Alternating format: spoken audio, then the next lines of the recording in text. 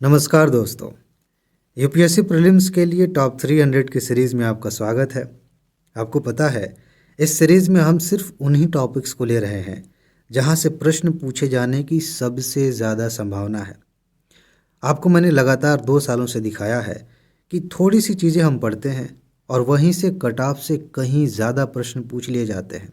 इसीलिए इस सीरीज़ के किसी भी टॉपिक को आप हल्के में मत लीजिए। खूब अच्छे से तैयार करिए, बार बार रिवाइज करिए, उसी के आधार पर प्रैक्टिस करिए, फिर देखिए कितनी आसानी से आपके ऊपर निकलता है। ठीक है जी, चलिए आगे बढ़ते हैं। तो आज हम क्या पढ़ने जा रहे हैं मैं नहीं बताऊंगा। ये मीम आपने देखा है। आज तो फिलहाल मैं ये नहीं बताने जा रहा हूँ कि क्या हम पढ़ने वाले हैं। आप पढ़ेंगे, अच्छे से समझेंगे, बहुत मज़ा आएगा। आप देखेंगे सब समझ में आ जाएगा कि क्या पढ़ रहे हैं। लेकिन एक चीज़ ज़रूर बताऊंगा जो आपके फ़ायदे की बात है। पता है क्या? इस समय आप स्पेशल ऑफ़र का लाभ ले सकते हैं। जो भी पीडीएफ नोट्स हम आपको दे रहे हैं यूपीएससी के लिए, यूपी पीसीएस के लिए, उस पर स्पेशल ऑफ़र चल रहा है। साथ साथ आपको जीरो टू जीनियस कोर्स बिल्कुल फ्री मिल रहा है। किसी भी परीक्षा, चाहे यूपीएससी की बात करें, पीसीएस की बात करें, अगर आप उसे संपूर्णता में उसे तैयार करना चाहते हैं तो जीरो टू जीनियस अनिवार्य है, बहुत ज़रूरी है। ये फ्री में मिल रहा है। आप में से कुछ दोस्त जो नहीं जानते हैं वो शायद इसलिए मैसेज ना करें कि पता नहीं कितना पैसा मांग लेंगे। आप इसमें मैसेज करेंगे, आपको पता चलेगा कि जो चीज़ें आपको मिल रही हैं दोनों एग्ज़ाम्स के लिए, पीसीएस के लिए, यूपीएससी के लिए, उसकी तुलना में जो आप फीस दे रहे हैं ना, वो आप देखेंगे तो कुछ भी नहीं है। जितना इसका महत्व है, जितने सारे क्वेश्चंस आ रहे हैं, जितना आपका समय है, जितनी एनर्जी, जितना ये सब बच रहा है ना, पैसा तो बच ही रहा है, उसकी तुलना में कुछ नहीं है जो आपको मिल रहा है। तो आप इस पर मैसेज करेंगे, आपको सारी जानकारी मिल जाएगी। या एक चीज़ और कर देते हैं, इस वीडियो के कमेंट में ना ऑफ़र वाली वीडियो का लिंक मैं दे देता हूँ। वहाँ पे सब कुछ पता चल जाएगा कि आपको कौन कौन सी नोट्स मिलेंगी, कैसे मिलेंगी, क्या प्रोसेस है, कैसे आप इसका लाभ लेंगे, कैसे आप ग्रुप में जुड़ेंगे, सारी चीज़ें पता चल जाएंगी। ठीक है जी। तो फिलहाल इसमें कुछ ज़रूरी बातें मैंने बता दी शुरुआत में। अब आगे बढ़ते हैं, पढ़ाई करते हैं। अगर आप करंट अफेयर से जुड़े हुए हैं तो आपको ये बात पता होगी कि सरकार के खिलाफ अविश्वास प्रस्ताव लाया गया था। यहाँ से यूपीएससी पहले भी प्रश्न पूछ सकती है, आगे भी पूछ सकती है। लेकिन एक बात ध्यान रखिएगा, अविश्वास प्रस्ताव चर्चा में था तो ज़रूरी नहीं है कि इसी पर प्रश्न पूछा जाए। मैंने आपको कई बार याद दिलाया है कि उस बहाने से उससे जुड़े हुए और तथ्यों को लेकर और टॉपिक्स को लेकर यूपीएससी क्वेश्चन पूछ लेती है। इसीलिए हम अविश्वास प्रस्ताव को तो पढ़ेंगे ही, लेकिन उसके साथ साथ जितने भी प्रकार के महत्वपूर्ण प्रस्ताव संसद में पेश किए जाते हैं, जहाँ से क्वेश्चंस पूछे गए हैं, पूछे जा सकते हैं, उन सब को तैयार करेंगे। ठीक है जी। लेकिन आगे बढ़ने से पहले एक चीज़ याद दिला दूँ, आपकी पढ़ाई का तरीका, हमारे पढ़ने का तरीका, ताकि आपको इससे मैक्सिमम लाभ हो सके। मेरे साथ तो आप ऐसे पढ़ ही रहे हैं, जब आप खुद से पढ़ते हैं, अपनी नोट पढ़ते हैं, किताबें पढ़ते हैं, तो वहाँ भी इसका लाभ मिल सके। और तरीका क्या है? सीधी सी बात है, कोई भी टॉपिक हम पढ़ रहे हैं तो हमारा नज़रिया ऐसा होना चाहिए कि पढ़ते समय हम सिर्फ वो चीज़ें खोजें कि क्वेश्चन कहाँ से पूछा जा सकता है, या फिर किसी लाइन को लेकर, किसी तथ्य को लेकर, किसी कंसेप्ट को लेकर किस प्रकार से क्वेश्चन बनाया जा सकता है। जब इस तरीके से हम पढ़ाई करते हैं तो कंसेप्ट तो क्लियर हो ही जाता है, साथ ही साथ जो ज़रूरी चीज़ें हैं वो अच्छे से याद रहती हैं और वहाँ पर ध्यान बार बार जाता रहता है। बहुत सारे फ़ायदे हैं इसके। आप इस तरीके से पढ़ाई करेंगे, बहुत अच्छी तैयारी होगी। चलिए इसी तरीके से आगे बढ़ते हैं और विभिन्न प्रकार के प्रस्ताव पढ़ेंगे। इसी में अविश्वास प्रस्ताव आगे आएगा। सबसे पहले हम स्थगन प्रस्ताव के बारे में पढ़ते हैं। ये प्रस्ताव का मामला क्या है, थोड़ा सा बेसिक मैं आपको बता देता हूँ। आपको इतना पता है ना कि हमारे देश में संसद है जो कानून बनाती है पूरे देश के लेवल पे। ठीक है। संसद में 2 सदन हैं, एक को कहते हैं उच्च सदन राज्यसभा, एक को कहते हैं निम्न सदन लोकसभा। ठीक। इसमें क्या होता है, नॉर्मली जो नॉर्मल प्रक्रिया है उसमें क्या होता है कि कोई विधेयक पेश किया जाता है, उस पर बहस होती है और बहस के बाद से मतलब वो पारित हो जाता है विधेयक, तो कानून बनने के लिए फिर आगे की प्रक्रिया चलती है। ये सामान्य सा काम है, मेन काम है। लेकिन इसके अलावा भी बहुत सारे काम हैं संसद के। सरकार पर नियंत्रण करना, अगर आपने किताब पढ़ी है और वैसे भी नॉर्मल बेसिक चीज़ें आप पढ़ते हैं एनसीईआरटी वगैरह भी, तो आपको ये बात पता चल जाएगी कि संसद का असली काम तो कानून बनाना है, लेकिन सिर्फ इतना ही काम नहीं है। सरकार को नियंत्रण में रखना, सरकार पे निगरानी करना, ये ज़्यादा ठीक है। सब सरकार को जवाबदेह बनाना, ये सारे काम भी हैं।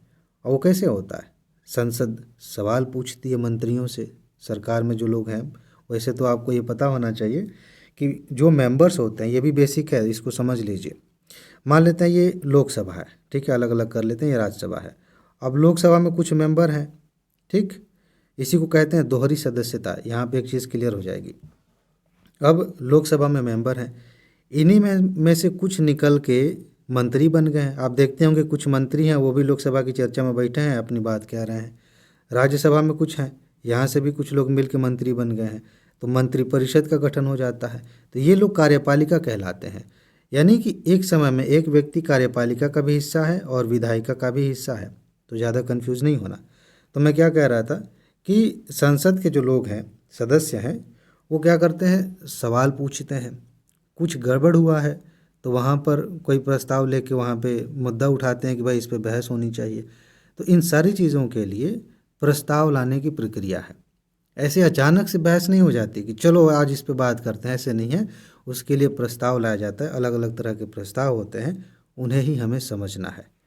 मेरे ख्याल से आपको बात समझ में आ चुकी होगी। चलिए अब हम बात करते हैं स्थगन प्रस्ताव की। यूपीएससी आपसे पूछ ले स्थगन प्रस्ताव के बारे में निम्नलिखित में से कौन सा कथन सही है। आपको पता होगा तभी तो जवाब देंगे। इस लाइन को जरा पढ़िए मेरे साथ। स्थगन प्रस्ताव अत्यावश्यक सार्वजनिक महत्व के एक निश्चित मुद्दे पर चर्चा करने के लिए प्रस्तुत किया जाता है। यहीं पे क्वेश्चन पूछ लिया जाए, स्थगन प्रस्ताव किस लिए किया जाता है। ऑप्शन में दे दिया क्योंकि हमें सदन को स्थगित करना है। अगर हमने नहीं पढ़ा है तो इससे प्यारा कथन कुछ नहीं लगेगा कि सदन को स्थगित करने के लिए स्थगन प्रस्ताव लाया जाता है। नहीं पढ़ा है तो सीधा सीधा देखिएगा और हम खुश भी हो जाएंगे, वाह हमें तो बहुत आता है, गलत करके आ जाएंगे। क्यों लाया जाता है? बहुत ज़रूरी मुद्दा है। जैसे नॉर्मली क्या होता है, शेड्यूल बने होते हैं, जब सत्र चलता है, शीत सत्र हो, ग्रीष्म हो, मानसून सत्र हो, तो शेड्यूल बने होते हैं कि आज क्या होना है। लेकिन कई बार ऐसा होता है कि बहुत ज़रूरी विषय हो गया, बहुत इमरजेंसी की बात हो गई, सार्वजनिक महत्व का मामला है, तो उसके लिए जल्दी से प्रस्ताव लाया जाता है। ये भी कभी कभी थोड़ा पहले तय हो जाता है, ठीक है। तो ये प्रस्ताव लाया जाता है और उस पर बहस होती है, ठीक है, प्रस्ताव पारित होने के बाद। तो सार्वजनिक महत्व का कोई बहुत ज़रूरी मुद्दा है, उस पर बहस करनी है, तो यह प्रस्ताव पेश किया जाता है, ठीक है। अब क्या है, इसमें अध्यक्ष की सहमति से तत्काल चिंता का विषय होना चाहिए। मैंने अभी आपको बताया, ये कोई ऐसा मुद्दा नहीं है कि चलो आज किसी को भी हम कह देते हैं कि ये बड़ी ज़रूरी है, इस पर बात करें। हर व्यक्ति के लिए अलग अलग मामले कब अलग अलग टाइम पे ज़रूरी हो सकते हैं, लेकिन अति आवश्यक सार्वजनिक महत्व का मामला हो और जो अध्यक्ष हैं उन्हें भी ये बात लगनी चाहिए, उनकी भी सहमति चाहिए कि हाँ ये बहुत तत्काल चिंता का विषय, इस पर तो बात होनी चाहिए, देश की बात है, देश हित की बात है, ठीक है। तो ये बात समझ लीजिए। अब इसमें एक टेक्निकल क्वेश्चन अगर पूछ ले यूपीएससी कि कितने सदस्यों का समर्थन चाहिए ऐसे प्रस्ताव को लाने के लिए। नॉर्मली आप देखते हैं कि चुनाव लड़ना हो, ग्राम प्रधान का भी चुनाव लड़ना हो, तो जो व्यक्ति उठेगा चुनाव में, ठीक है, इलेक्शन में, उसके साथ भी रिक्वायरमेंट होती है, कुछ लोग साथ में होने चाहिए, गवाह के तौर पे आप कहें, ठीक है, या ये कहने के लिए हम इनके समर्थन में हैं। थोड़ा और समझने के लिए और लोग चाहिए तो आप विधायक स्तर पे जाएं, वहाँ भी चुनाव लड़ने के लिए कुछ लोग चाहिए, ठीक है। राष्ट्रपति की बात आप करते हैं, आप पढ़ते हैं राष्ट्रपति का अगर चुनाव लड़ना है तो उसके समर्थन में इतने सांसद होने चाहिए, वो प्रस्ताव लाने के लिए कि ये लड़ेंगे, इनका नाम अभी लिखवाइए, सिर्फ इतने के लिए। उसी तरह से ये जो ज़रूरी प्रस्ताव है, ऐसा नहीं है कि कोई एक व्यक्ति खड़ा हुआ, 500 से ज़्यादा लोग हैं, दोनों सदनों का मिला दें तो एक व्यक्ति खड़ा हुआ कह रहा है कि ये बहुत ज़रूरी प्रस्ताव है, इस पर बहस करिए, ऐसे नहीं होगा। कम से कम 50 लोग कौन हैं? जो उस सदन के सदस्य हैं, ठीक है। कम से कम 50 सदस्य उसका समर्थन करें कि हाँ भाई ये बहुत ज़रूरी है, इस पर बात होनी चाहिए, हम इनके साथ हैं, ये ज़रूरी होता है, तब ये प्रस्ताव आगे बढ़ेगा।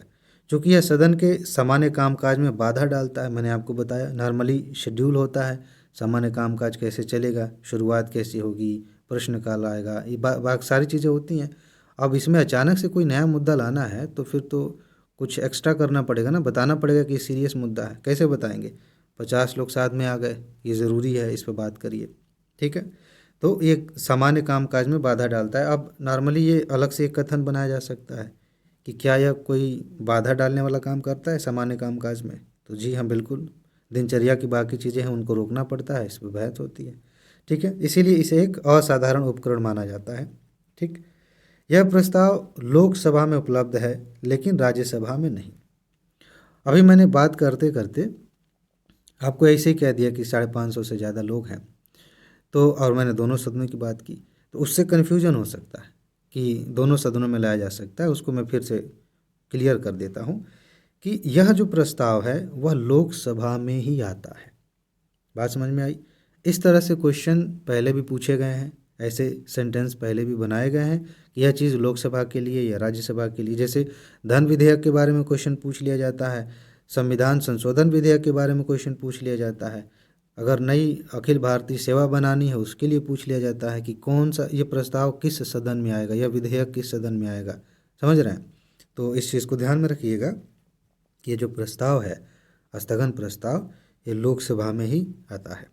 चलिए आगे बढ़ते हैं। सॉरी, यह ध्यान रखना महत्वपूर्ण है कि स्थगन प्रस्ताव पारित होने पर सरकार को इस्तीफा देने की आवश्यकता नहीं होती है, लेकिन इसे सरकार कड़ी चिंता मतलब सरकार की कड़ी निंदा माना जाता है।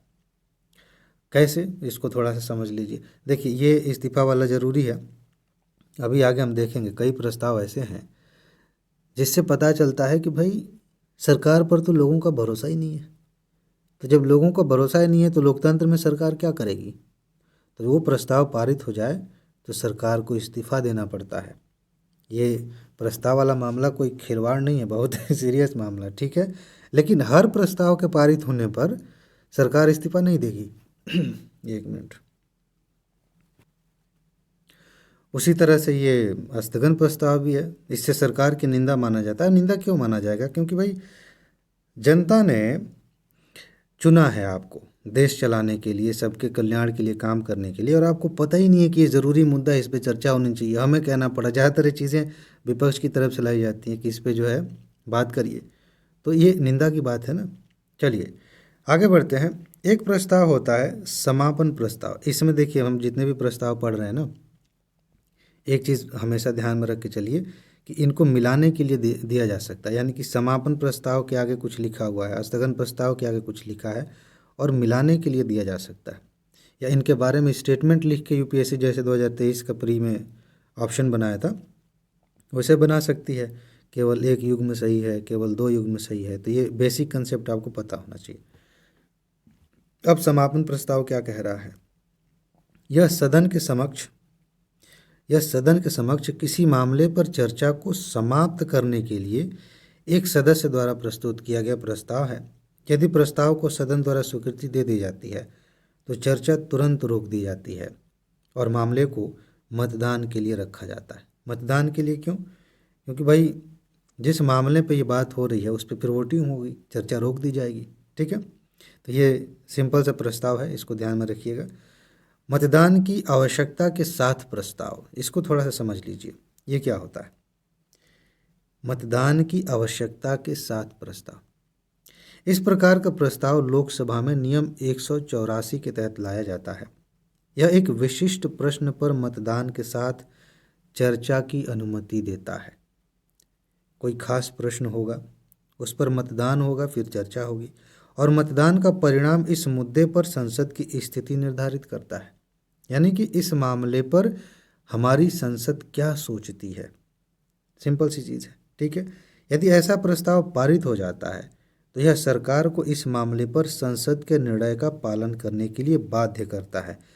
अब इसका सीधा सा मतलब है कि अगर इस तरह के प्रस्ताव जिस पे वोटिंग भी हुई है, चर्चा हो रही है और एक सहमति बन रही है, एक डायरेक्शन दिख रही है कि हमारी संसद इस दिशा में सोच रही है, तो जो कार्यपालिका है, जो सरकार है, जो नियमों को लागू करने वाली संस्था है, वो बाध्य है इस चीज़ को मानने के लिए।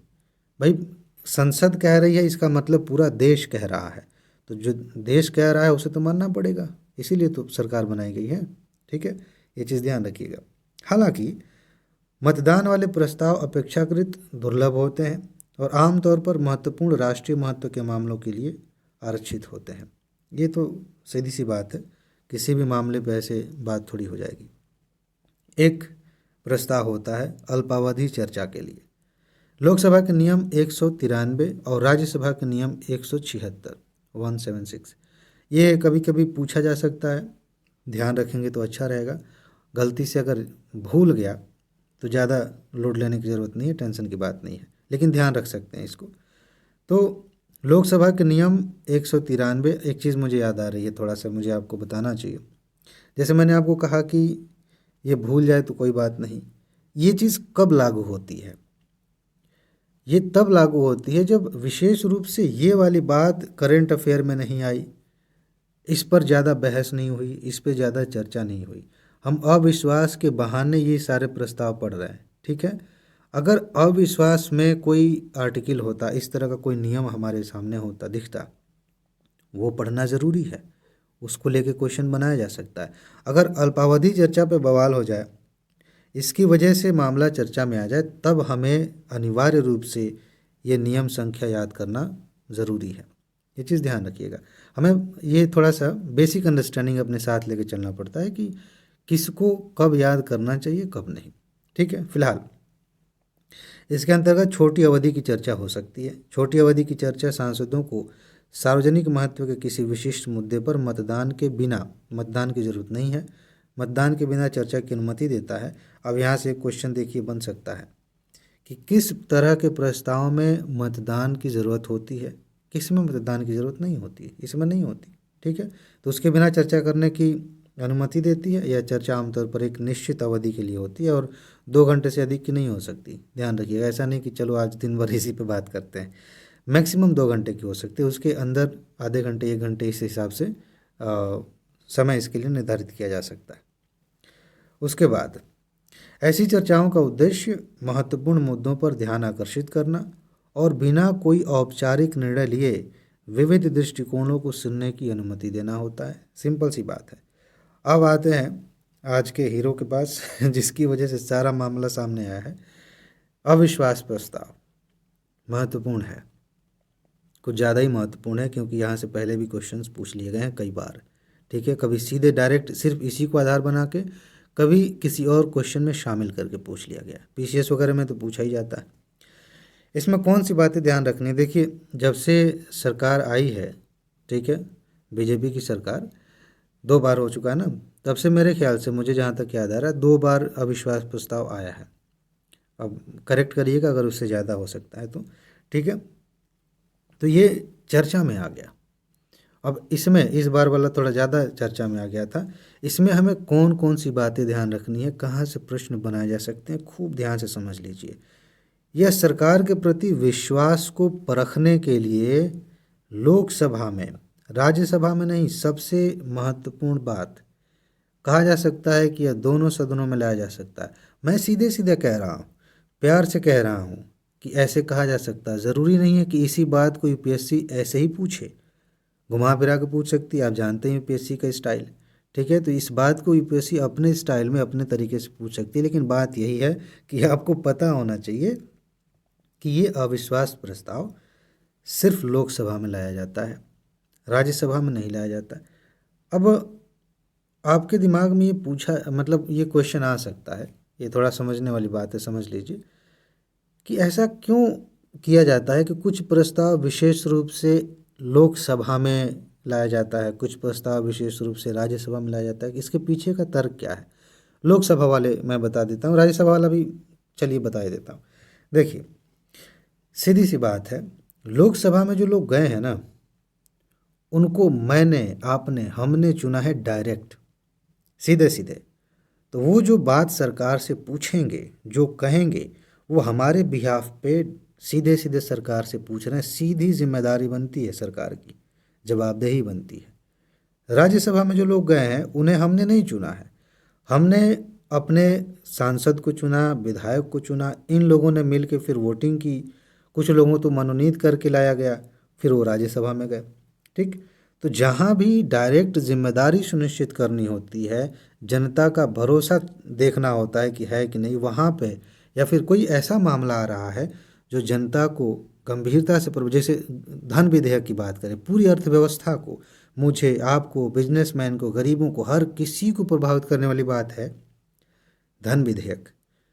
तो धन विधेयक सीधे लोकसभा में लाया जाता है क्योंकि ज़्यादा बड़ी जिम्मेदारी सुनिश्चित करनी है, डायरेक्ट जिम्मेदारी सुनिश्चित करनी है। ठीक है, विश्वास जीतना है, विश्वास की बात है, जनता ने डायरेक्ट जिसको चुना है वही पूछेगा।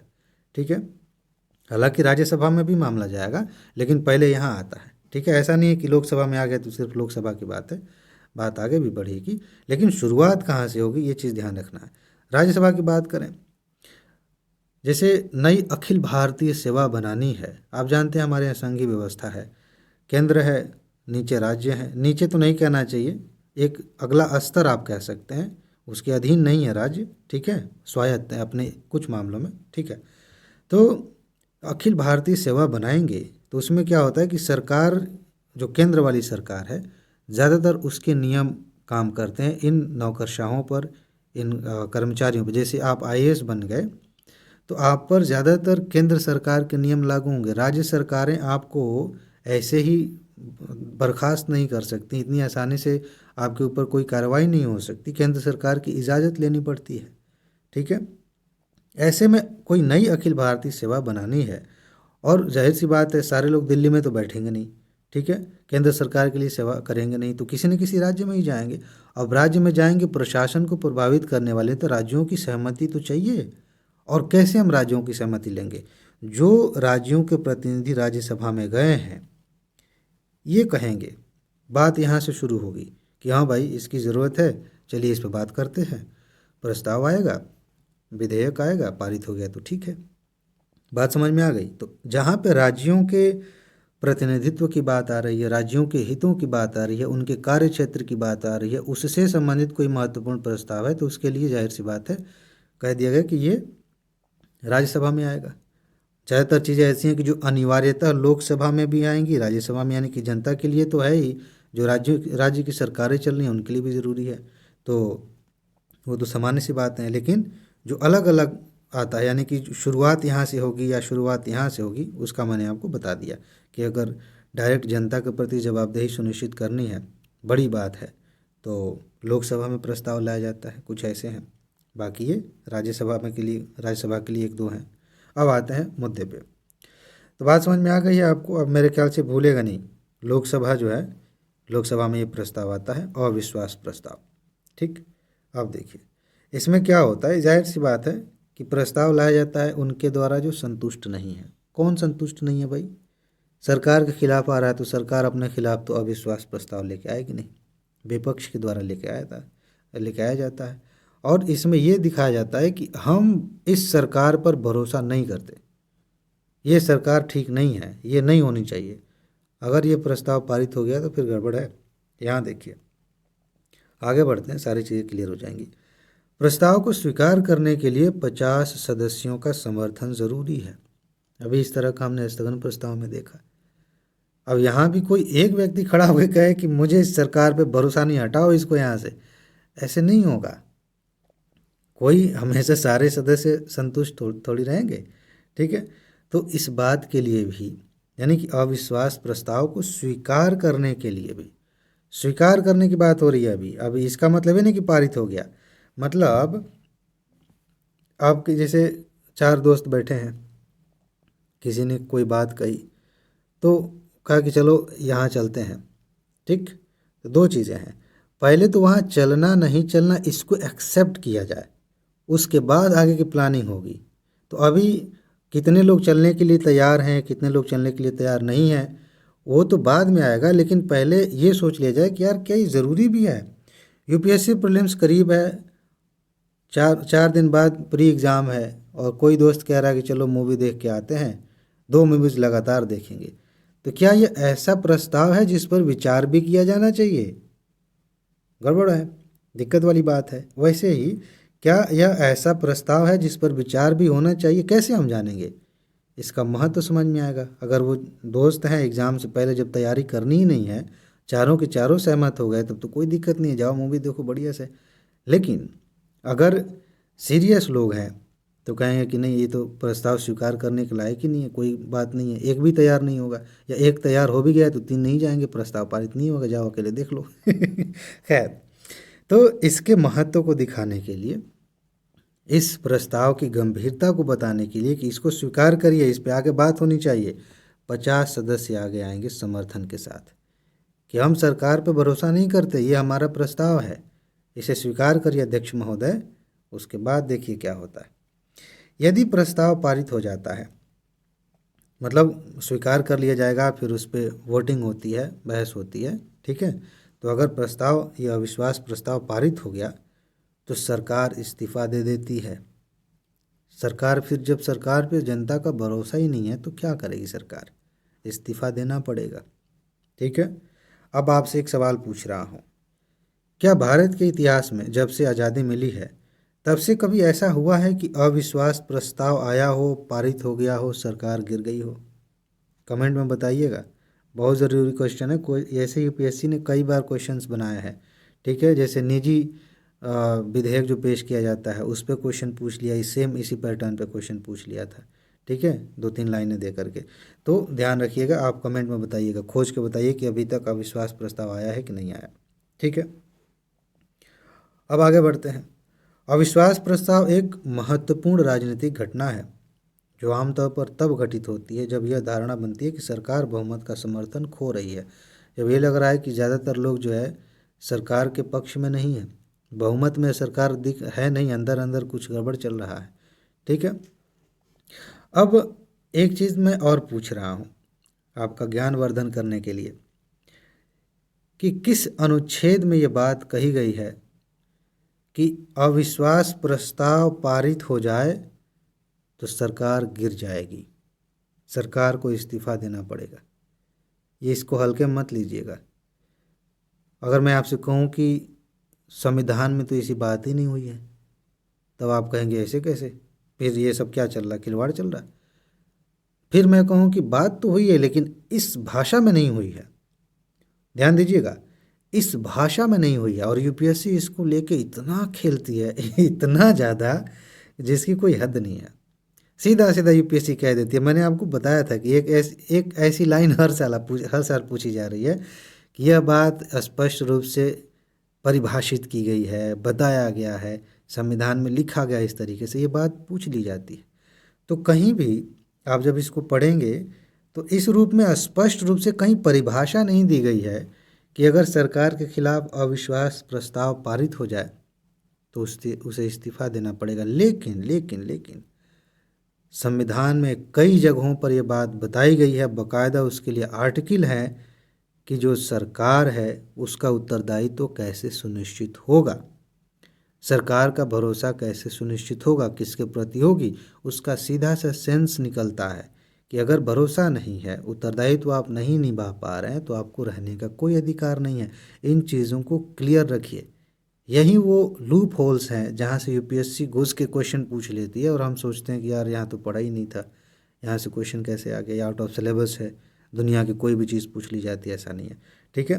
तो इस चीज़ को कहीं और भी टॉपिक पे, संविधान वाले टॉपिक में, राज्य व्यवस्था वाले टॉपिक में ऐसे देखने की कोशिश करिए, क्योंकि ऐसे क्वेश्चन यूपीएससी खूब पूछती है, ठीक है।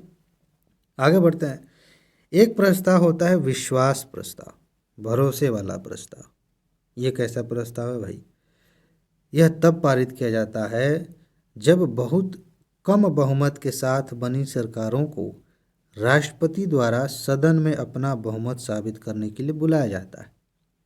यानी कि कई बार ऐसी सिचुएशन बनती है कि सरकारें गठबंधन से बन जाती हैं, बहुत कम मार्जिन से जीत गए, मान लेते हैं कि एक ही सीट से आगे हैं, मतलब एक ही सीट एक्स्ट्रा पाए और आप जितना होना चाहिए 50% से ज़्यादा आप आ गए हैं, आप बहुमत में हैं, ठीक है। ऐसे में डाउट पैदा होता है कभी कभी। कई गठबंधन वाले मिल के कह देते हैं कि हम आपका समर्थन करेंगे, चलिए सरकार बनाते हैं। डाउट होता है कि क्या सही में इनके साथ हैं भी, कि बस ऐसे ही हल्ला कर रहे थे कि हाँ चलो हम भी आपके साथ हैं, हमारे सांसद इतने, आप अपने में गिन लीजिए, एक गठबंधन बना लेते हैं और हम बहुमत पूरा कर लेते हैं। तो डाउट तो है कि ये साथ में है कि नहीं। तो राष्ट्रपति जी कहते हैं कि अच्छा ऐसा है, जितने भी हैं साथ में एक लाइन में आ जाओ और बताओ कि सही में तुम लोग सरकार चला पाओगे कि नहीं, सही में साथ में हो कि नहीं, तो विश्वास प्रस्ताव लाया जाता है। ठीक है, और इसमें सरकार, जो सरकार बनने वाली है, जो गठबंधन जो बहुमत में दावा कर रहे हैं, वो वोट देते हैं कि हाँ भाई देखिए हम सरकार के पक्ष में। ठीक है, फिर सरकार कंटिन्यू होती है, आगे बढ़ती है। परिच्छेद सरकार के शासन करने के निरंतर अधिदेश को इंगित करता है। ठीक है, आगे चलती रहेगी। आगे अगला देखिए, विशेषाधिकार प्रस्ताव महत्वपूर्ण है, यहाँ से प्रश्न पूछा जा सकता है। विशेषाधिकार एक अलग से टॉपिक है, इसकी नोट आपको दी गई है, उसे याद कर लीजिए, उसे अच्छे से पढ़ लीजिए। विशेषाधिकार व्यक्तिगत भी होते हैं, सामूहिक भी होते हैं, कि अध्यक्ष की क्या भूमिका है उसमें, कोर्ट में मामला जा सकता है कि नहीं, ये सारी बातें महत्वपूर्ण है क्योंकि ये इस बार अलग से भी चर्चा में था, यहाँ से क्वेश्चन पूछ लिया जाता है। मैं हर साल एक ही बात कहता हूँ, आगे भी कहता रहूँगा। हज़ारों टॉपिक्स हैं, आप देखें कायदे से तो हज़ारों तथ्य हैं पॉलिटी में, हज़ारों इतिहास में, भूगोल में, इकोनॉमी में, दुनिया भर की चीज़ें हैं। और यूपीएससी ने पूछे 100 क्वेश्चंस, जीएस पेपर 1 की बात करें। ठीक है, इन 100 क्वेश्चंस में से मान लेते हैं कि 15 क्वेश्चंस पॉलिटी से आ गए, या 15 क्वेश्चंस इकोनॉमी से आ गए, 10 क्वेश्चन ज्योग्राफी से आ गए। चलिए पॉलिटी की बात कर लेते हैं, 15 प्रश्न यहाँ से आ गए। यूपीएससी ने ये 15 क्वेश्चंस इन्हीं टॉपिक से क्यों पूछा, जिनसे भी पूछा होगा, सिर्फ उन्हीं को क्यों चुना? तब आपका दिमाग खुलेगा कि किताबों में तो सब कुछ है, लेकिन समय के हिसाब से हमें सब कुछ बराबर लेकर नहीं चलना, हमें वही चीज़ें सबसे आगे रखनी है जो अभी चर्चा में आ चुकी हैं। अब चर्चा में आने का मतलब वो नहीं है जो आपको मीडिया दिखा रही है, आप न्यूज़ में से बहुत सारी चीज़ों को छांटते हैं, किस आधार पे? यूपीएससी के पीवाईक्यू के आधार पे, पुराने अनुभव के आधार पे कि यूपीएससी इन चीज़ों को महत्व देती है, तो आपको दिखता है कि ये चीज़ चर्चा में है। चर्चा से मतलब करंट अफेयर में किसी भी मुद्दे से ये आ गई, कोई कोई योजना आ गई, कोई किसी चीज़ का उद्घाटन हो गया, कोई घटना घट गई, तो उसकी वजह से ये स्टैटिक पोर्शन चर्चा में आ गया।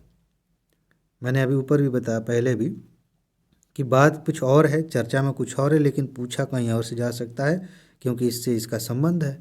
तो ये चीज़ चर्चा में आ गई तो इसे हमें तैयार करना है। इतिहास, भूगोल, कोई भी स्टैटिक टॉपिक पढ़ना है, विषय पढ़ना है, तो उसको करंट के साथ जोड़ के पढ़िए। मैं आपसे कहूँ कि 100 में से 70 के आसपास क्वेश्चंस करंट से प्रभावित होते हैं, तो इसमें कुछ गलत नहीं होगा। अगर आप कायदे से विश्लेषण करेंगे तो आपको समझ में आ जाएगा। इसीलिए मैं टॉप 500, टॉप 300 की जो भी सीरीज़ चला रहा हूँ प्री के लिए, इन चीज़ों को ध्यान में रख के चला रहा हूँ कि जो करंट है, स्टैटिक है, इनका संबंध क्या है, और पिछले 25 सालों में, उससे भी ज़्यादा सालों में यूपीएससी ने किस तरीके से पूछा है, ये बहुत ज़रूरी है, तभी हम सही डायरेक्शन में पढ़ पाते हैं। चलिए आगे बढ़ते हैं। मैं काफ़ी प्यार से पढ़ा रहा हूँ धीरे धीरे, ताकि आपको चीज़ें समझ में आ जाए। मैं ये 10 मिनट में ख़त्म कर सकता था, लेकिन ख़त्म करना मकसद तो है नहीं। विशेषाधिकार प्रस्ताव देखते हैं क्या होता है। एक सदस्य इस प्रस्ताव को सदन में तब प्रस्तुत कर सकता है जब उसे लगता है कि किसी मंत्री ने किसी मामले के बारे में महत्वपूर्ण जानकारी रोक कर, ध्यान रखिएगा जानकारी की बात हो रही है, महत्वपूर्ण जानकारी रोक कर या फिर गलत या हेर फेर किए गए तथ्य के साथ सदन या उसके सदस्यों के विशेषाधिकारों का उल्लंघन किया है। ध्यान रखिए क्या हुआ है, कोई मंत्री है, कई बार मंत्री लोग गलत भाषण दे देते हैं संसद में, गलत बयानबाजी कर देते हैं, गलत तथ्य प्रस्तुत कर देते हैं और पता चलता है, तो ऐसे में ये चीज़ लाई जाती है कि भाई ये मंत्री हैं, इन्होंने ये गलत बात बताई है। तो इस चीज़ को इंगित करने के लिए कि उन्होंने तथ्यों में हेरफेर की है, गलत जानकारी दी है, तो अपने विशेषाधिकारों का उन्होंने एक तरह से गलत इस्तेमाल किया। और जो सदस्य हैं, बाकी जो सदस्य हैं, उनका भी तो विशेषाधिकार है कि खुली चर्चा हो, पारदर्शिता हो, जानने का अधिकार है, सरकार से सही चीज़ें जानने का, उनके भी विशेषाधिकार का उल्लंघन हो रहा है। ठीक है, इस प्रस्ताव का प्राथमिक उद्देश्य संबंधित मंत्री के कार्यों पर अस्वीकृति व्यक्त करना तथा आलोचना करना होता है। ऐसे में सामान्य तौर पर ऐसा होता है कि अगर ये प्रस्ताव पारित हो जाए तो कभी कभी मंत्री को इस्तीफा भी देना पड़ जाता है। जो प्रधानमंत्री हैं वो सीधे राष्ट्रपति से कहते हैं कि इनको मंत्रिपरिषद से हटा दीजिए, हम आपसे गुजारिश करते हैं, वो हटा देते हैं। ये मैंने जानबूझ के याद दिलाया आपको कि मंत्रियों को कैसे हटाया जाता है, कैसे नियुक्त किया जाता है, ये चीज़ आपको पता होनी चाहिए।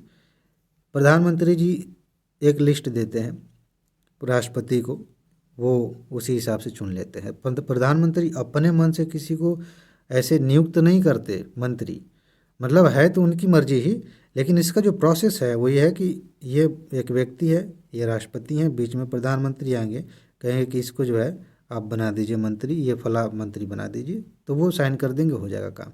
लेकिन प्रधानमंत्री के मन से ही रहेगा, प्रोसेस ये है। खैर, तो ऐसे हटाए भी जाते हैं। प्रधानमंत्री कहेंगे कि इनको हटाइए ज़रा, मैं किसी और को देखूं, तो वो हटा देंगे। धन्यवाद प्रस्ताव, इसको ज़रा देख लेते हैं क्या है भाई। लोकसभा की कार्यवाही प्रारंभ होने पर राष्ट्रपति के अभिभाषण पर आभार व्यक्त करना संसदीय प्रक्रिया है।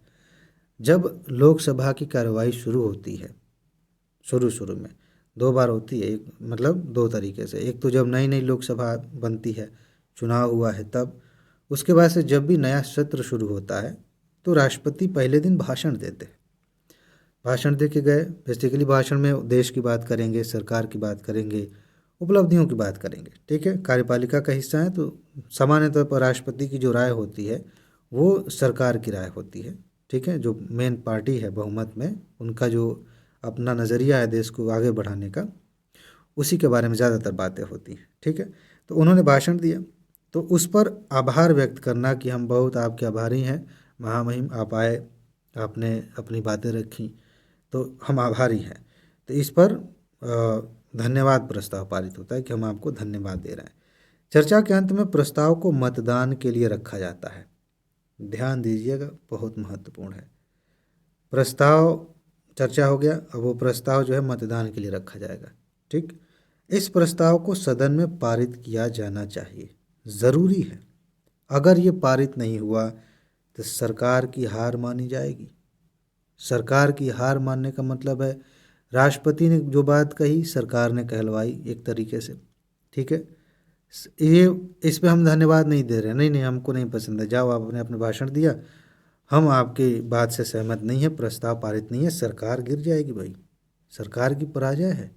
जनता कोई मीम याद आ गया, जनता आपको माफ़ नहीं करेगी। खैर वो अलग, जनता ने जिसको चुन के भेजा है वो कह रहा है कि हम सरकार की बात पे हम काहे धन्यवाद दें, हम मानते ही नहीं इनको, ठीक है। इसलिए ये पारित होना बहुत ज़रूरी है, ध्यान रखिएगा। अभी मैंने अविश्वास प्रस्ताव आपको बताया, उसमें क्या एंगल था, उससे इसको जोड़ के देखिएगा। एक कटौती प्रस्ताव होता है, बजट पेश किया जाता है ना, तो बजट में बहुत तरह की मांगे होती हैं, अनुदान मांग होती है, अनुदान में लेखा अनुदान, कई तरह के अनुदान होते हैं, ठीक है। तो उसमें जो मांग होती है, मांग का क्या मतलब है, ये कौन मांग रहा है, किससे मांग रहा है। आपको पता होना चाहिए कि भारत में जो निधि है, जो पैसा हमारा खजाना है ना, वो मोटे तौर पर 2-3 जगहों पर रखा गया है, जिसको एक को कहते हैं संचित निधि, असली खजाना इसी में है, ठीक है। तो वहाँ से पैसा निकालना है तो सरकार, कार्यपालिका ऐसे नहीं निकालेगी, इसके लिए बाकायदा कानून बनाया जाता है, हर साल बजट लाया जाता है और उसमें बताया जाता है कि भाई हम इतना पैसा यहाँ खर्च करेंगे, इतना यहाँ खर्च करेंगे, इतना यहाँ खर्च करेंगे, तो उसके लिए हमें पैसा चाहिए। तो बाकायदा अलग अलग कैटेगरी बनाई गई है, उसमें हम कहते हैं कि मांग की जाती है, ठीक है, अलग अलग तरह की मांग होती है, ठीक। तो उस राशि को कम करने के लिए एक प्रस्ताव लाया, सरकार कह रही है कि हमें एक एक ये फला प्रोजेक्ट है, उसमें हमें 50,000 करोड़ की ज़रूरत है, ठीक है, सिंपल सी बात है, 50,000 करोड़ हमें चाहिए। अब सामान्य तौर पर ऐसा होता है कि यह प्रस्ताव विपक्ष के द्वारा लाया जाता है। विपक्ष कहेगा कि क्या करोगे 50,000 करोड़ का, हैं, नहीं चाहिए, हम नहीं देंगे, नहीं देंगे मतलब हम इस पक्ष में नहीं है, वो तो सरकार ले ही लेगी क्योंकि ज़्यादातर तो बहुमत में तो वही है, उन्हीं के लोग हैं। लेकिन फिर भी कटौती प्रस्ताव आता है तो जो लोग विपक्ष में होते हैं, सामान्य तौर पर नॉर्मली ऐसा चलता है कि वो इसके पक्ष में नहीं होते, विपक्ष के लोग। तो इस तरह से कटौती, इस राशि को कम किया जाए, ठीक है, उसके लिए प्रस्ताव लाया जाता है, इसको हम कटौती प्रस्ताव कहते हैं। लोकसभा द्वारा उसका पारित होना सरकार में संसदीय विश्वास की पारित, एक मिनट, संसदीय विश्वास की अभिव्यक्ति, ठीक है, कमी की अभिव्यक्ति, यहाँ कुछ गड़बड़ है, लोकसभा में उनका पारित न होना, ठीक है, यहाँ पे पारित न होना ये गड़बड़ लिख दी, ठीक है। पारित न होना सरकार में संसदीय अविश्वास की कमी की अभिव्यक्ति है और इसके कारण उसे त्यागपत्र देना पड़ सकता है। इस चीज़ को ध्यान रखिएगा। ये मैंने आपको पहले ही बताया है। कौन कौन से ऐसे प्रस्ताव हैं जिनके पारित न होने पर सरकार गिर सकती है, यह बहुत ज़रूरी है ध्यान देना, ठीक है ना। अगर क्वेश्चन बना इस बार 2024 में या आगे 25 में, तो इस तरह का क्वेश्चन सबसे कठिन बन सकता है, उसको ध्यान में रखिएगा। तो ये पारित नहीं होगा तो ये इसका मतलब है कि विश्वास की कमी है और इसके कारण सरकार को त्यागपत्र देना पड़ सकता है। विश्वास की कमी पे हम लोग कई बात कर चुके हैं। अब हम पढ़ेंगे आगे अगला टॉपिक। फ़िलहाल इसमें इतना ही है। अब आगे हम हमारा जो अगला टॉपिक है ना, ये है प्रवर्तन निदेशालय। लगे हाथ पढ़ ही लेते हैं मैं सोच रहा था अभी रोक दूँ रिकॉर्डिंग, फिर बाद में रिकॉर्डिंग कर लूँगा, लेकिन ठीक है, चलिए। मज़ा आ रहा है, मुझे भी आराम से पढ़ा रहा हूँ, आराम से समझा रहा हूँ।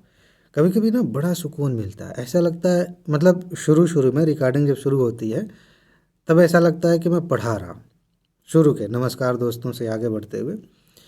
उसके बाद पता नहीं कब ऐसा हो जाता है कि ऐसा लग रहा है कि हम तो बातें कर रहे हैं, आराम से बैठे हैं, बात कर रहे हैं, समझ रहे हैं, समझा रहे हैं, तो बड़ा सुकून मिलता है। कोई हड़बड़ी नहीं, कोई जल्दबाजी नहीं, जितना हो सकता है उतना आसान तरीके से समझाया जाए तो बहुत मज़ा आता है। जैसे अभी मैं जो महसूस कर रहा हूँ ना, वो कुछ उसी तरह की फीलिंग है। अगर अभी तक आप वीडियो देख रहे हैं तो मेरे ख्याल से आप भी ऐसा ही महसूस कर रहे होंगे। चलिए आगे बढ़ते हैं। फिलहाल हम प्रवर्तन निदेशालय के बारे में पढ़ने जा रहे हैं। ईडी बहुत सुन रहे हैं आप, पिछले कई सालों से ईडी ईडी ईडी ईडी, इतने ईडी के छापे पड़ रहे हैं कि ये महत्वपूर्ण हो गया है, बहुत ज़्यादा महत्वपूर्ण हो गया है। आपको फिर से याद दिला देता हूँ कि हर साल यूपीएससी 1 या 2 प्रश्न, हर साल जब मैं कहता हूँ ना, तो ये सिर्फ आपको संतुष्ट करने के लिए नहीं कहता, ये मैं साबित कर सकता हूँ, आप भी कर सकते हैं, ठीक है। हर साल मतलब हर साल, 2023 भी, 2022 भी, 21 19 पीछे जाइए, ठीक है, 18 15, हर साल 1 या 2 या कभी कभी 3 प्रश्न ऐसे आते हैं जिनका संबंध किसी न किसी संस्था से होता है। और वो संस्था किस तरह की? फिलहाल मैं उस संस्था की बात कर रहा हूँ जिसको हम पॉलिटी के तहत पढ़ते हैं, गवर्नेंस के तहत पढ़ते हैं। बाकी अंतर्राष्ट्रीय संस्थाओं पे, इकोनॉमी से संबंधित संस्थाओं पे, वहाँ से तो क्वेश्चंस आते ही हैं, उनको जोड़ देंगे तो 4-5 क्वेश्चंस हो जाएंगे। लेकिन अभी हम पॉलिटी का टॉपिक पढ़ रहे हैं तो उसकी बात कर रहा हूँ। तो इस बार यहाँ से प्रश्न पूछे जाने की बहुत अधिक संभावना है। इसमें क्या है, हाल ही में केंद्र सरकार ने, देखिए मामला तो कुछ और है, असली वाला मामला जो चर्चा में जिसकी वजह से ये संस्था रहती है वो तो सदाबहार वाला है कि छापे पड़ रहे हैं ईडी के। लेकिन जो जिस वजह से ये करंट में था वो एक मामला यह था कि केंद्र सरकार ने सर्वोच्च न्यायालय को सूचित किया, बताया कि प्रवर्तन निदेशालय के जो प्रमुख होते हैं उनका कार्यकाल नवंबर 2023 से आगे जारी नहीं रहेगा। इसमें एक कहानी है, ठीक है, कि इनका कार्यकाल जारी रहेगा कि नहीं रहेगा, कितने साल होता है, कितने साल होता है तो आगे पढ़ेंगे। लेकिन एक छोटी सी कहानी है, अगर आपके पास फुर्सत हो तो इसको पढ़ लीजिएगा, और फुर्सत नहीं है तो सीधे टॉपिक पे आ जाइएगा, ठीक है। क्योंकि अभी मैं वो पढ़ता, उस पर बात करता, अनावश्यक कहानियों से ज़्यादा अच्छा है कि काम की बातें सुनने के लिए कहानी सुनाई जाए, ठीक है, बताने के लिए, तो इससे बढ़िया है उसमें टाइम होगा तो पढ़िएगा, नहीं तो यहाँ आते हैं। अब हम सीधे बात करेंगे कि प्रवर्तन निदेशालय से क्वेश्चंस कैसे कैसे बन सकते हैं। सीधे टू द पॉइंट। प्रवर्तन निदेशालय ईडी जो है एक बहुअनुशासनात्मक संगठन है, कई तरह के काम करती है। जो मनी लॉन्ड्रिंग, अवैध धन को वैध करना, आपको पता है, ब्लैक मनी को वाइट मनी करने के बहुत सारे तरीके होते हैं और उसी को इकट्ठा नाम दे दिया गया है मनी लॉन्ड्रिंग। तो मनी लॉन्ड्रिंग के अपराधों और विदेशी मुद्रा कानूनों के उल्लंघन की जांच करता है। बात समझ में आई? मनी लॉन्ड्रिंग हो रही है, भ्रष्टाचार हो रहा है, मनी लॉन्ड्रिंग एक तरह का भ्रष्टाचार ही तो है, ठीक है। तो कंफ्यूज मत होइएगा कि मनी लॉन्ड्रिंग की जगह भ्रष्टाचार दे दे, आर्थिक अपराध दे दे, तो आप सोचें कि यार ये ईडी का है कि नहीं। हालांकि जितना ये चर्चा में रहती है ना, आपको समझ में आ जाएगा। तो उसके उल्लंघन की जांच करती है कि इनका कानूनों का उल्लंघन तो नहीं हुआ। ये वाली लाइन सबसे इंपॉर्टेंट है, अगर क्वेश्चन बना तो इसके पूछे जाने की संभावना काफ़ी है। वित्त मंत्रालय के तहत एक विभाग है राजस्व विभाग। उसी के अधीन यह संस्था काम करती है। वित्त मंत्रालय के तहत राजस्व विभाग है, उसी के तहत ये काम करती है। यहाँ से क्वेश्चन पूछा जा सकता है, ऐसे प्रश्न आते हैं। ठीक है। भारत सरकार की एक प्रमुख वित्तीय जांच एजेंसी के रूप में ईडी भारत के संविधान और कानूनों के सख्त अनुपालन में कार्य करता है। ये सामान्य सी बात है। संरचना की बात करें, यहाँ से क्वेश्चन पूछा जा सकता है। अगर हम मुख्यालय की बात करें तो इसका मुख्यालय नई दिल्ली में है। इसका नेतृत्व एक निदेशक करता है, ठीक है, जिसका नाम आप कह सकते हैं प्रवर्तन निदेशक। प्रवर्तन के विशेष निदेशक, कुछ और भी इसके नीचे विशेष निदेशक होते हैं, उनकी अध्यक्षता में मुंबई, चेन्नई, चंडीगढ़, कोलकाता और दिल्ली में 5 क्षेत्रीय कार्यालय हैं इसके, देश भर के अलग अलग जगहों पे। ठीक है। तो यहाँ से भी प्रश्न पूछा जा सकता है कि उसके अन्य क्षेत्रीय कार्यालय कौन से। एक क्वेश्चन अभी तक शायद 1 या 2 प्रश्न आए हैं पिछले 20 सालों में, मैं अगर याद ठीक से कर पा रहा हूँ तो, जहाँ पे क्षेत्रीय कार्यालयों के बारे में क्वेश्चन पूछा गया है। तो अगर ये भूल भी जाए तो ज़्यादा दिक्कत की बात नहीं है, लेकिन ध्यान में थोड़ा सा एक बार है, कोई ट्रिक बना के इन शब्दों को याद कर लीजिएगा। ठीक है। इसमें भर्ती कैसे होती है, मतलब आप भी प्रवर्तन निदेशालय में जा सकते हैं, ईडी में छापा जो लोग मारने जाते हैं उसमें भी आप शामिल हो सकते हैं। सीधे भर्ती होती है और अन्य जांच एजेंसियों के अधिकारियों से की जाती है। जो और भी एजेंसियां हैं ना देश में, उसमें जो अधिकारी हैं उन्हीं में से डायरेक्ट यहाँ पे ले लिया जाता है अधिकारियों को। इसमें आईआरएस, आप आईआरएस में भी जा सकते हैं, यूपीएससी का एग्ज़ाम दे रहे हैं। ठीक है। भारतीय राजस्व सेवा, आईपीएस भारतीय पुलिस सेवा और आईएएस भारतीय प्रशासनिक सेवा के अधिकारी शामिल होते हैं। ये चीज़ ध्यान रखिएगा। जैसे आयकर अधिकारी हो गए, उत्पाद शुल्क अधिकारी हो गए, सीमा शुल्क अधिकारी हो गए, पुलिस के लोग भी होते हैं। आईपीएस आप बने हैं, आप भी जा सकते हैं। ठीक है। यहाँ पे गड़बड़ है, ऐसी एजेंसियों में ना इसको आप भ्रष्टाचार कह सकते हैं। एक बड़ी पतली सी परत है, लेकिन भ्रष्टाचार मोटे तौर पे भ्रष्टाचार नहीं कहेंगे। इतना जरूर कहेंगे कि पॉलिटिकल झुकाव जो है, मैं ये नहीं कह रहा हूँ कि ये संस्थाएं पॉलिटिकल झुकाव में काम करती हैं, लेकिन मजबूरी में हर सरकार में, किसी एक सरकार की बात नहीं है, जितनी भी जांच एजेंसियां हैं वो चाहे किसी भी पार्टी की सरकार बन जाए, मजबूरी में उनको उसके हिसाब से चलना पड़ता है। हमारे देश में साफ साफ दिखता है कि ये जांच एजेंसी इस सरकार के दौरान ऐसे काम कर रही है, इस सरकार के दौरान ऐसे काम कर रही है। आपको पता है कि देश के जितने भी दल हैं अलग अलग, उन सारे दलों के भ्रष्टाचारी पकड़े जाते हैं, लेकिन उस दल के भ्रष्टाचारी नहीं पकड़े जाएंगे जिसकी सरकार है। अब ऐसा नहीं है कि ये हमेशा रहेगा, ये पार्टी तो बदलेगी, फिर जब दूसरी पार्टी आएगी कभी, वहाँ भी यही चलता है, उसकी पार्टी के लोग सारे लोग अच्छे हो जाते हैं, बाकी लोग भ्रष्टाचारी हो जाते हैं। तो ये खिलवाड़ चलता रहता है। तो कहने का मतलब ये है, मैं ये समझाना चाह रहा था कि इसमें नियुक्ति के लिए एक हिडन ज़रूरत होती है कि आपकी सोच किस पॉलिटिकल साइड में झुकी हुई है। मेरी आपसे सलाह है कि अगर सुकून भरी ज़िंदगी चाहते हैं अभी भी, सिलेक्शन के बाद भी, तो किसी भी रूप में अपने काम के ज़रिए पब्लिक लाइफ में किसी भी पार्टी के पक्ष या विपक्ष में जाने की कोशिश मत करिए, दिखाने की कोशिश मत करिए। न्यूट्रल रहिए, जो सही है सही है, जो गलत है गलत है। ठीक है। जो आज सही है ज़रूरी नहीं है कि हमेशा सही होगा, जो आज गलत है ज़रूरी नहीं है कि हमेशा गलत होगा। तो निष्पक्ष रहेंगे, सुकून से रहेंगे, ज़िंदगी बड़ी अच्छी कटेगी। आगे बढ़ते हैं। अब कार्यकाल की बात करें, चूँकि मैंने जो कहानी छोड़ी है उसमें कार्यकाल वाली बात थी। क्वेश्चन में ये लाइन विशेष रूप से डाली जा सकती है। ठीक है। क्योंकि जिन लोगों ने सिर्फ मीडिया के बहाने ईडी का नाम सुना है तो वो जांच तक सीमित रह जाएंगे, लेकिन जिन्होंने पढ़ा है और द हिंदू और भी जो अच्छे अखबार हैं, मैगज़ीन हैं, तो उन्हें ये भी समझ में आएगा कि एक्चुअली कार्यकाल की वजह से भी ये चर्चा में था। 2 वर्ष कार्यकाल होता है इनका, लेकिन 3 वर्ष का विस्तार देकर निदेशकों के कार्यकाल को 2 से 5 वर्ष तक बढ़ाया जा सकता है। सामान्य तौर पर 2 साल, लेकिन इनको 3 साल तक और एक्स्ट्रा काम करने के लिए दिया जा सकता है, यानी कि 2 से 5 साल तक ये काम कर सकते हैं। ये चीज़ ध्यान रखिएगा। किसी संस्था पर यूपीएससी जब क्वेश्चन पूछती है तो ऐसे भी प्रश्न बना लेती है कि इनका कार्यकाल कितना होगा। जैसे मानवाधिकार आयोग पे क्वेश्चन पूछा था, कई क्वेश्चन आए हैं, उनमें से एक बार आया था तो कार्यकाल को लेकर क्वेश्चन पूछ लिया गया था। ठीक है, अगेन एक क्वेश्चन है, पहले मानवाधिकार आयोग का कार्यकाल कितना होता था, अभी कितना है? अगर आपने पढ़ा है, नोट आपके पास है, कहीं से भी पढ़ा है तो कमेंट में बता सकते हैं, दूसरों को हेल्प मिलेगी। आगे, दिल्ली विशेष पुलिस स्थापना अधिनियम, एक अधिनियम है 1946 का। अब आपको बताना है कि इस अधिनियम के तहत एक और संस्था है जांच वाली, उसकी स्थापना की गई। स्थापना क्या कहेंगे, उसको शक्ति मिली इससे, मैंने पढ़ाया आपको, ध्यान में लाइए उसको। फिलहाल तो ये जो अधिनियम है, और केंद्रीय सतर्कता आयोग सामने ही तो लिखा है, सतर्कता आयोग अधिनियम 2003 में संशोधन किया गया है। इन दोनों में संशोधन किया गया ताकि सरकार को दो प्रमुखों के उनके शुरुआती 2 वर्ष के शासनादेश के एक अतिरिक्त वर्ष के लिए अपने पदों पर बनाए रखने का अधिकार प्रदान किया जा सके। सिंपल सी बात है। आगे बढ़ते हैं। कार्य की बात करें तो एक अधिनियम है जिसको शॉर्ट में बोलते हैं कॉफ़ी पोसा।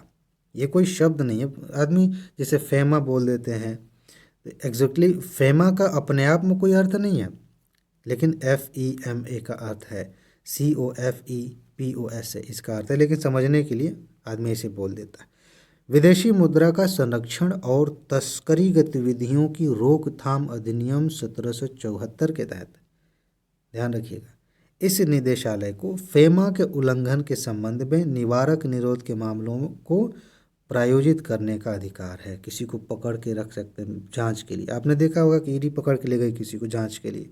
ठीक है, ये फेमा वाला क्या है, विदेशी पैसे का लेन देन किया उसका मैनेजमेंट करने के लिए एक्ट बना है। उसके पहले फेरा अधिनियम था, ठीक है, रेगुलेशन का था, एम की जगह आर था, आर का मतलब रेगुलेशन, एम का मतलब मैनेजमेंट, तो अभी मैनेज कर रहे हैं उसको। तो उसके तहत निवारक निरोध में के तहत रख सकते हैं, निवारक निरोध आप समझ ही रहे हैं, ठीक है, हिरासत में ले लेना एक तरह से।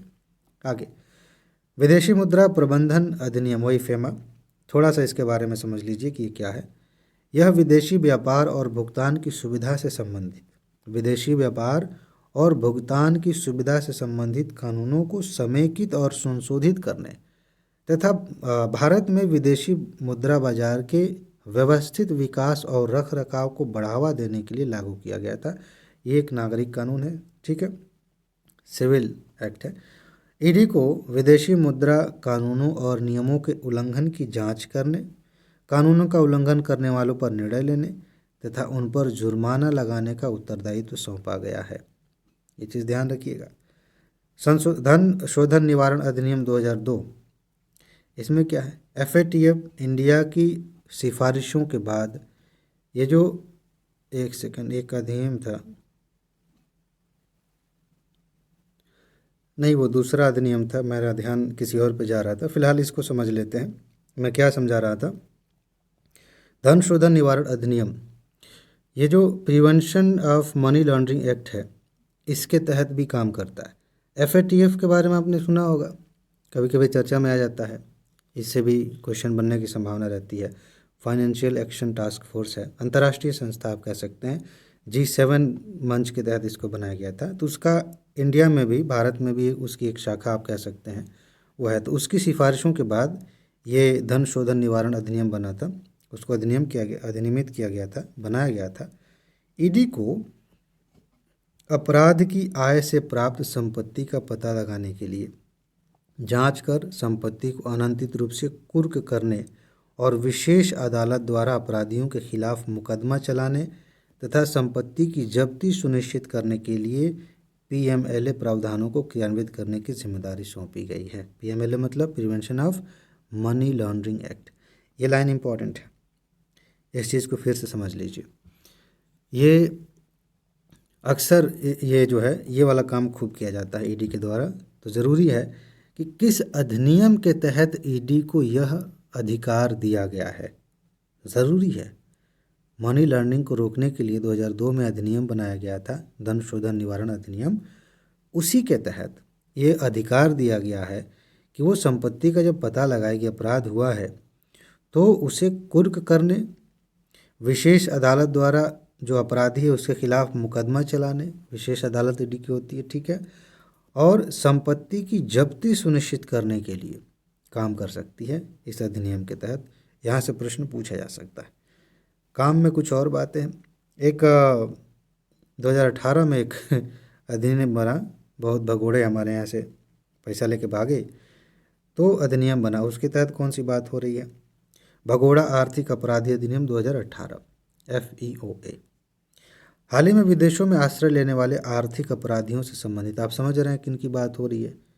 जो विशेष रूप से आप देखिए सीधे सीधे, जैसे नीरव मोदी है और भी विजय माल्या है, बहुत सारे लोग हैं। तो इन्होंने जो पैसे लिए, भाग गए देश से, कर्जा लिया और कुछ पे नहीं किया, जो भी किया, फिलहाल भागे हुए हैं हज़ारों करोड़ रुपए लेके। तो उनको क्या किया जाए, उनका क्या किया जाए, कैसे निपटा जाएगा, उसको ध्यान में रख के कानून बनाया गया था। उसके तहत क्या बात है? हाल ही में विदेशों में आश्रय लेने वाले आर्थिक अपराधियों से संबंधित मामलों की संख्या में वृद्धि के साथ भारत सरकार ने भगोड़ा आर्थिक अपराधी अधिनियम बनाया है, अधिनियमित किया है, ठीक है। और ईडी को इसके प्रवर्तन का जिम्मा सौंपा गया। ये ज़्यादा इम्पोर्टेंट है, बहुत ही ज़्यादा इम्पोर्टेंट है।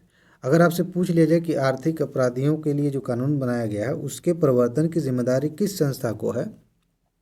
प्रवर्तन निदेशालय, CBI, सतर्कता आयोग, लोकपाल, ऐसे 4 ऑप्शंस दे दिए जाएं। बहुत सारे लोग कंफ्यूज हो जाएंगे, ईडी को हल्के में लेंगे कि ईडी तो बस ऐसे ही है, छोटी सी संस्था है। नहीं, बहुत महत्वपूर्ण काम दिए गए इस समय, बहुत ज़्यादा वही चर्चा में, ठीक है ना। तो ये चीज़ आपको ध्यान में रहना चाहिए, ठीक है। उसके बाद आगे बढ़ते हैं। यह कानून आर्थिक अपराधियों को भारतीय अदालतों के क्षेत्र से बाहर रहकर भारतीय कानून की प्रक्रिया से बचने से रोकने के लिए बनाया गया था। सीधा सीधा मैं बता देता हूँ। बहुत सारे जो भागने वाले होते हैं ना, वो ये सोचते हैं कि अब तो हम भारत में रहते नहीं, तो भारत के नियम तो हम पे लागू होंगे नहीं। और पहले ऐसा होता भी था। अब सरकार ने कि अच्छा ठीक है, अब बता दें तुमको, थे तो हमारे यहाँ ना, हमारे यहाँ से भागे हो, अभी तो हमारे नागरिक ही हो, ठीक है। बहुत सारे तो फिर ट्राई करेंगे कि नागरिक ना रहें, लेकिन दूसरे देशों में भी ऐसा नहीं है कि लोग बैठे हैं आओ पहले दिन नागरिकता दे देंगे, ठीक है ना। तो सरकार ने क्या किया है कि हमारे यहाँ, हालांकि ये सिर्फ भारतीयों पर नहीं, कुछ और लोगों पे भी लागू हो जाएगा, ठीक है। इसके बारे में कभी विस्तार से बात करेंगे। कुछ और लोगों मतलब जो विदेश वाला कोई आ गया, कोई कंपनी आ गई विदेश की, यहाँ पे कुछ गड़बड़ की और भाग गई, तो ऐसे थोड़ी भागने देंगे। फिलहाल हम इन भारतीयों की बात करते हैं। तो वो अपराध करके भागे, दूसरे देश में जा रहे हैं, तो हमारे देशों के अदालतों में उसके खिलाफ कार्रवाई आसानी से हो सके, सुनवाई हो सके, सजा सुनाई जा सके, इसके लिए व्यवस्था बनाने के लिए ये कानून लाया गया था। इस कानून के तहत ईडी को उन भगोड़े आर्थिक अपराधियों की संपत्ति को कुर्क करना अनिवार्य है, ध्यान रखिएगा, जो गिरफ्तारी का वारंट लेकर भारत से सॉरी, गिरफ्तारी का वारंट लेकर भारत से भाग गए। मतलब वारंट लेकर भाग गए, बात तो समझ में आ रही है, लेकिन मुझे थोड़ा फनी लगा कि गिरफ्तारी का वारंट लेकर भाग गए और केंद्र सरकार को उनकी संपत्तियों को जब्त करने का प्रावधान है, ठीक है ना। तो ये कुछ काम है जो दिए गए हैं। मेरे ख्याल से ख़त्म हो गया क्या? चलिए, ये ख़त्म हो गया, हमने इसको पढ़ लिया। आपको अगर इतना समय आपने दिया, देखिए हो सकता है लगे कि कुछ ज़्यादा ही समय ले लिया है, लेकिन एक बार आपने समझ लिया, PDF नोट आपके पास है, इसे रिवाइज़ करने में आपको 2 से 3 मिनट लगेंगे, उससे ज़्यादा का समय नहीं लगेगा। तो आप PDF नोट ले लीजिए, बार बार रिवाइज़ करिए। नोट ज़्यादातर आपको मिल चुकी है तैयार। ये सब जो मैं पढ़ा रहा हूँ अभी आपको, वो एडवांस में बहुत पहले दी जा चुकी है। अभी बहुत सारी वीडियोज़ ऐसी आएंगी जिनकी नोट अभी आपको दी जा चुकी है। स्टैटिक वाली तो सारी दी जा चुकी है, तो आप उसको ले लेंगे, उसको पढ़ते रहेंगे, तो इस क्लास को बहुत ज़्यादा आप एंजॉय कर पाएंगे। आपको बहुत मज़ा आएगा, रिवीजन भी होगा, कहानी और समझ में आएगी, तैयारी और अच्छी होगी, ठीक है। कुछ ही चीज़ें पढ़नी है, अच्छे से पढ़नी है, अच्छे से तैयार करना है। तो फिलहाल इसमें इतना ही रहने देते हैं। अपना ख्याल रखिए, खुश रहिए, मस्त रहिए, मुस्कुराते रहिए, जल्दी से सफल होइए और ज़िंदगी को एंजॉय करिए। आगे मिलते हैं, नमस्कार।